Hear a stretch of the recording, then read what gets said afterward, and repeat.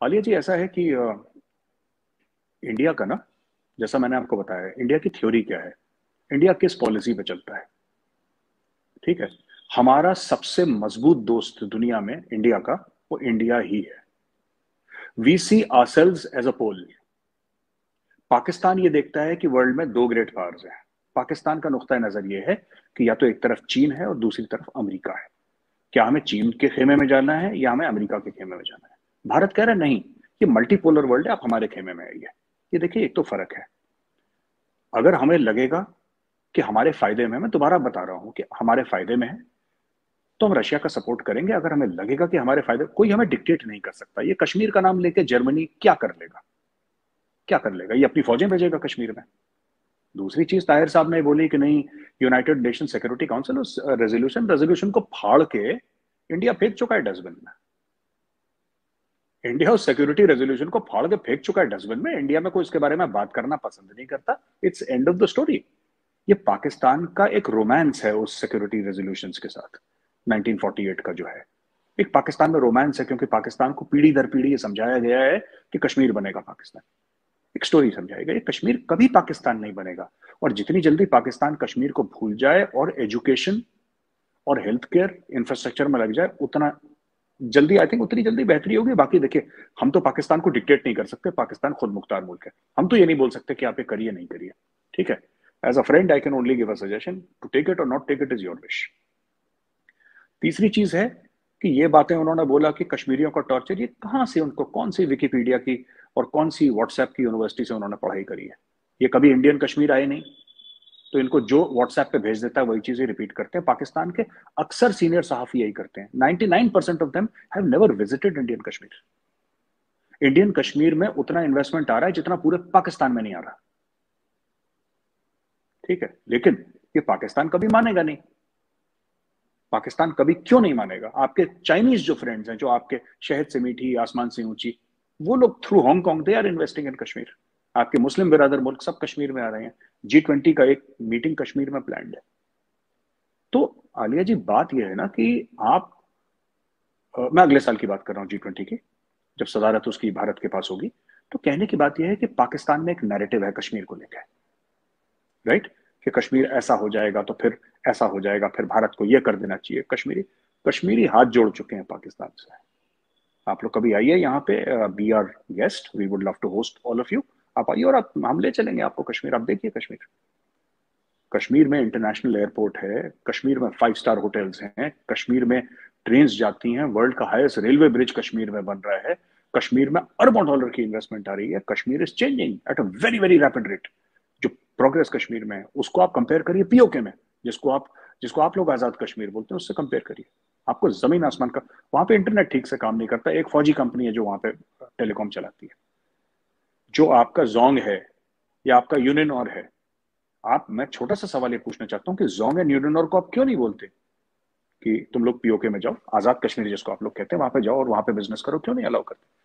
वहां पे क्यों पाकिस्तान आर्मी की कंपनी है, उसके कंट्रोल में कंपनी है जो पूरा वहां पे टेलीकॉम इंफ्रास्ट्रक्चर रन करती है? देखिए, बात यह है ना कि जहां तक है कि उन्होंने, ताहिर साहब ने ये बोला कि ट्रेड होनी चाहिए। देखिए, अभी मैं आपको बताता हूँ, शहबाज शरीफ का आज का स्टेटमेंट है, और मैं डॉन न्यूज कोट कर रहा हूँ। Shehbaz says absolutely willing to talk to India, but onus on New Delhi to take steps for meaningful engagement. यानी कि मैं तैयार हूं नई दिल्ली से बात करने के लिए, लेकिन नई दिल्ली के ऊपर है, उनकी जिम्मेदारी है कि ऐसा माहौल बनाए कि हम चाहते ही नहीं बात करना।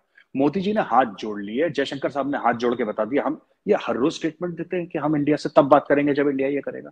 इंडिया कह रहा है हमें नहीं बात करनी है, एंड ऑफ स्टोरी, कहानी खत्म हो गई। हमें बात नहीं करनी। मोदी जी ने हाथ जोड़ लिए, जयशंकर साहब ने हाथ जोड़ लिया। अब और किस तरीके से बताएं शहबाज शरीफ को, कौन सी जबान में बताएं? अब दोनों के दोनों पंजाबी तो बोलते नहीं, एक गुजराती एक साउथ इंडियन, इनको पंजाबी तो आती नहीं। अब किस तरीके से बताते हैं शहबाज शरीफ को कि सर बस कर दो, अब नहीं, हम, India will never talk to Pakistan. मैं आपको बता रहा हूं Ajay ji, let me be very honest with you. ठीक है, मैं बातें थोड़ी सी कड़वी बोल देता हूं, लेकिन आप ये नहीं कह सकते कि मेजर ने गलत बात बोली है। मैं गलत बात नहीं बोलूंगा आपको, मैं सही बात बोलूंगा। इंडिया में जो पॉलिसी है, देखिए, जब भी भारत में क्या एक इमोशन है कि जब भी भारत ने हाथ बढ़ाया, पाकिस्तान से धोखा मिला। पाकिस्तान में एक सेंसिंग है कि भारत ने कभी पाकिस्तान को रिकॉग्नाइज नहीं करा। कई पाकिस्तानी मुझसे कह चुके हैं कि भारत ने दिल से कभी तस्लीम, दिल से क्या तस्लीम करना है? आपका हाई कमीशन नई दिल्ली में, हमारा हाई कमीशन इस्लामाबाद में, और किस तरीके से तस्लीम करते हैं दिल से? गाने गुने लिखने को, शायरी लिखनी है तब दिल से तस्लीम होता है। अच्छा, अटल बिहारी वाजपेयी गए थे मीनार पाकिस्तान। अटल बिहारी वाजपेयी साहब जो थे मीनार पाकिस्तान गए। मीनार पाकिस्तान का जो इंपॉर्टेंस है एक पाकिस्तानी के लिए, मुझे नहीं लगता कि मुझे आपको बताने की जरूरत है, आपको मुझसे बेहतर पता है। What is Minar Pakistan to a normal Pakistani? Bharat का प्राइम मिनिस्टर वहां पे जाता है, भारतीय जनता पार्टी का प्राइम मिनिस्टर जाता है जो कि आरएसएस से है, राष्ट्रीय स्वयंसेवक संघ से। वो जाके मीनार पाकिस्तान में कहते हैं कि ठीक है मैं यहां पे आया हूं और गिले शिकवे माफ। आपकी फौज वहां पे जमातुल इस्लामी छोड़ देती है और गुलाब जल से, रोज वाटर से उसको धोया जाता है कि यहां पे काफिर आया था। उसके बाद कारगिल हो जाता है। ठीक है। मोदी जी अपने, जो मोदी जी ने इनॉग्रेशन था उसके लिए उन्होंने नवाज शरीफ को बुलाया। अब नवाज शरीफ को ही बुलाते क्योंकि वही प्राइम मिनिस्टर था, इमरान खान तो था नहीं ना। अब इमरान खान साहब कहते हैं कि देखो मोदी ने बुलाया, अगर तुम होते तुम्हें बुला लेते। अब थे ही उस समय नवाज शरीफ, तो किसको बुलाना था उन्होंने? नवाज शरीफ को बुलाना था। जब पठानकोट एयरबेस में अटैक हुआ था और इंडिया ने बोला कि ये पाकिस्तानी टेररिस्ट ने अटैक करा है, तो पाकिस्तान ने बोला नहीं साहब, एज यूजुअल पाकिस्तान ने मना कर दिया। इंडिया ने परमिशन दी, आईएसआई की टीम आई थी हमारे एयरबेस के अंदर। कौन सा मुल्क अलाउ करता है? आलिया जी ये बताइए, कौन सा मुल्क अलाउ करता है? क्या अगर हम लोग बोले कि हमारी इंटेलिजेंस की सर्विसेज या हमारा रॉ आपके बलूचिस्तान में या कोई और फ्रंट का जो एरिया, नॉर्दर्न एरियाज आपके हैं, जिसको आप लोग खैबर पख्तूनख्वा बोलते हैं, ये सब एरियाज में हम अगर बोलें कि हम एक रॉ की टीम भेज रहे हैं आपके बिल्कुल फ्रंटलाइन एयरबेस पे, आप लोग अग्री करेंगे? आप लोग कभी अग्री नहीं करेंगे। हमने आईएसआई को एंट्री दी थी। फिर मियाँ साहब के घर में किसी उनकी बेटी की या उनके ग्रैंड डॉटर की किसी की तो शादी थी। तब कितना कर देगा कोई इंसान?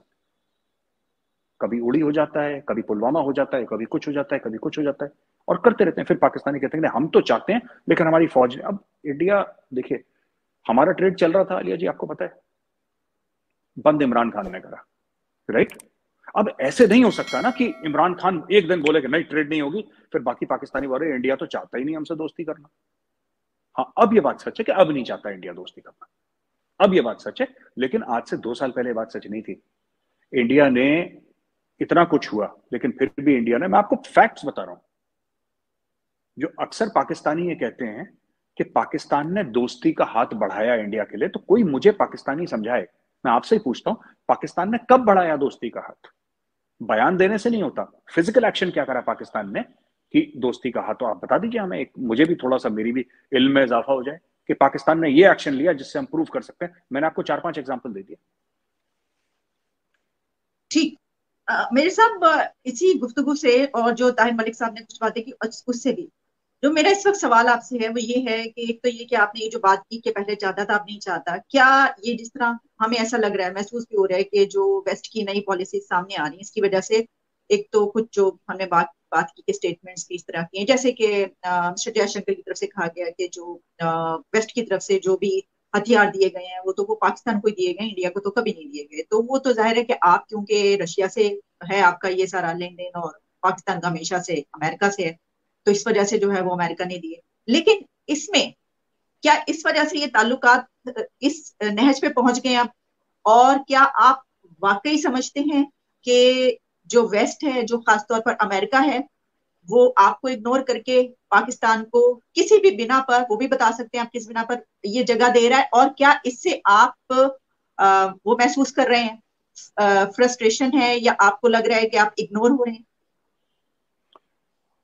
आलिया जी, 2 चीजें हैं। ये पाकिस्तान में एक बहुत बड़ी गलतफहमी है, और ये गलतफहमी बहुत बड़े बड़े पढ़े लिखे लोगों को है, जो 30-30, 40-40 साल के एक्सपीरियंस के सहाफी हैं, उनको ये गलतफहमी है। और गलतफहमी क्या है? कि वेस्ट पाकिस्तान को फेवर कर रहा है। आपने जब गोरे से हाथ मिलाया, पाकिस्तान में लाशें गिरी हैं। कोई गोरा आपको फेवर नहीं कर रहा। जो अक्सर पाकिस्तानी कहते हैं ना, 80,000 पाकिस्तानियों ने अपनी जानों का नजराना दिया in the war against terror. आप 80,000 का फिगर कोट करते कि नहीं करते? वो क्यों हुआ ये? वो किस लिए हो गया? वो जो पाकिस्तानियों की जान गई, कैसे गई? उसके पीछे कोई किसी ने बात करी है कि साहब इसलिए गई क्योंकि अमेरिका से आपने हाथ मिलाया, आपने अमेरिका से पैसे लिया और वॉर ऑन टेरर एक लड़ाई लड़ी, जो बाद में ठीक है पाकिस्तान की भी लड़ाई थी, लेकिन जब शुरुआत हुई तो किसने शुरुआत करी? जनरल ज़िया-उल-हक ने शुरुआत करी। इसने पाकिस्तान में क्या दिया? कोकेन का कल्चर दिया, हेरोइन का कल्चर दिया, कालिशनकोव का कल्चर दिया। ये पाकिस्तानी खुद कह चुके हैं कई बार। जब जब गोरे से आपने हाथ मिलाया है तब तक पाकिस्तान में खून बहाए लाशें गिरी है। एक तो